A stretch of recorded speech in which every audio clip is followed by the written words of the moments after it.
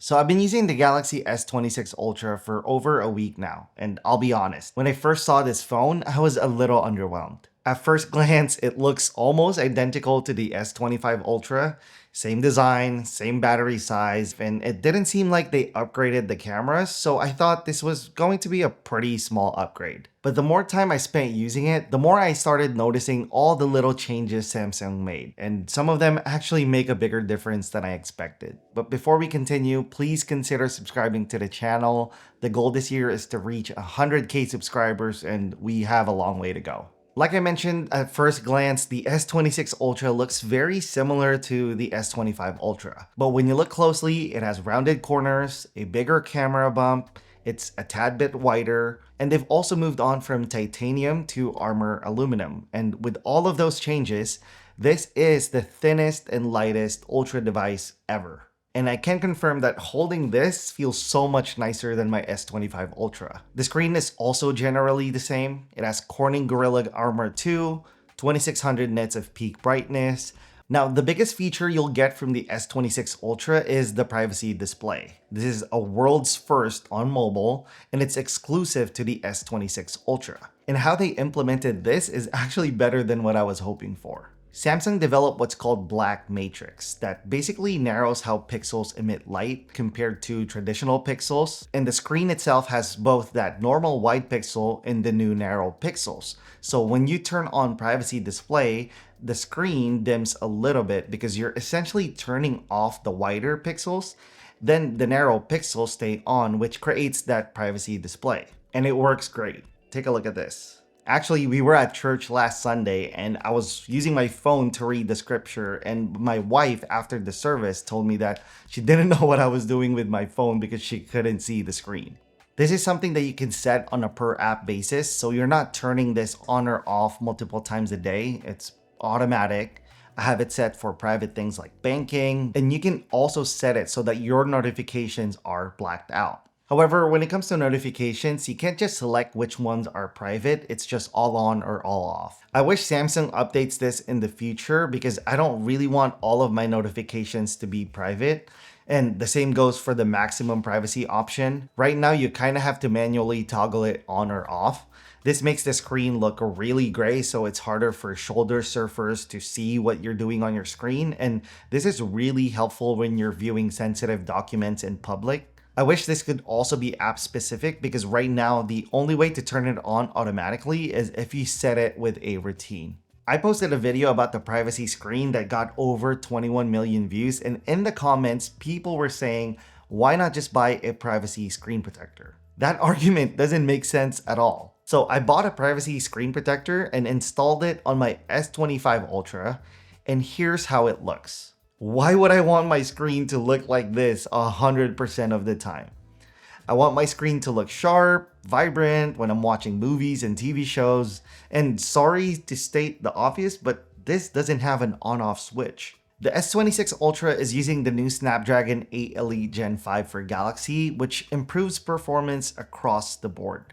But because the S25 Ultra is no slouch, I honestly can't tell any noticeable difference, but I'm sure it's doing a lot of things in the background to keep things smooth. I'll do my best to try and push this device even more in the upcoming weeks so that I can report back in my full review. When it comes to battery, a lot of people will be disappointed to hear that the S26 Ultra still has a 5000 mAh battery. No silicon carbon here, and I can understand the frustration, especially when you have a device like the OnePlus 15, which has a 7300 mAh battery. One positive note though is that Samsung improved both wired and wireless charging speeds.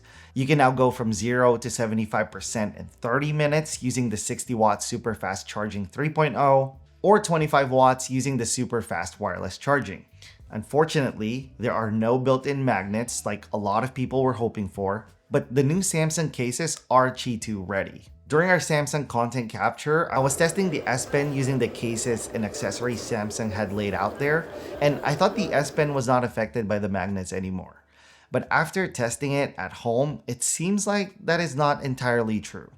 It kind of depends on how strong the magnets are of the accessories you're using, which is kind of unfortunate, but I just wanted to set the record straight here. Another thing to note is that the S Pen now sits on the curved portion of the frames. So there is now a wrong and right way to plug the S Pen in. My wish for the S27 Ultra is that somehow Samsung can pull off having the S Pen and magnets, and that the magnets won't affect the accuracy of the S Pen.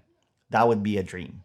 Now, on paper, it looked like Samsung didn't do any updates when it comes to the cameras, but that is far from the truth. The first thing I noticed when shooting with this around San Francisco was how much better the colors look, especially when it comes to the skin tone. It looks way more natural and pleasing. I did a camera test late last year with the S25 Ultra, the Pixel 10 Pro, and the OnePlus 15, and in almost all the shots, I would rate the S25 Ultra last. The colors just look flat and dull, but the S26 Ultra image looks so much better now. They did improve the aperture of the main and telephoto lens, which means it now lets more light in, and just look at all of these unedited images I took.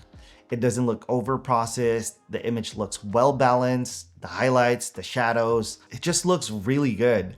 I'm genuinely impressed. And then they also introduced advanced professional video, which is essentially like Apple's ProRes. You can take uncompressed 8K 30 frames per second, edit it on your phone, and share it on social media. For most people though, this is absolutely overkill, but it's just something that shows you how capable this is. Most of the time though, I just shoot in the log profile because it gives me the flexibility I need without taking too much storage. And now that Samsung has added 5 new LUTs, it makes it even easier to convert log clips. What's nice about these LUTs is that you can still make adjustments and really nail down the look you're going for. And there are so much more features that I haven't had time to check out yet. Like the virtual reflector, which is what photographers use to fill light. There's nightography. I took this one photo overlooking San Francisco, which I thought turned out really nice. There's horizon lock, which keeps your shot level regardless of what you do with your device. I actually posted a short form video that got over 6 million views, and I know Samsung is not the first one to implement this, but it's just really cool that it's here. There's also auto framing, which uses the 8K sensor and outputs 4K videos. And there's also the new document scanner, which for sure I'll be using this tax season. As with all tech releases in recent times, AI is always a talking point, and Samsung talked about the S26 Ultra's Agentic features. To be clear, I have not tested any of these out yet, but I will for the full review. They added what's called Now Nudge, which gives you real-time suggestions based on context. So for example, if a friend is asking for photos from a trip, you can say, "Hey, grab my photos from San Francisco," and you should be able to select the photos you need to send. They also have new automated app actions using Bixby, which allows you to say something like, "Book me an Uber to the airport," and it'll take you to that car selection thing, and you should be able to like book it right there and then. And they also improved Circle to Search, so it can search multiple items at a time as opposed to just a single one. Like I said, I'll try to be more intentional with using these features for the full review. Overall though, the S26 Ultra has impressed me more than I expected.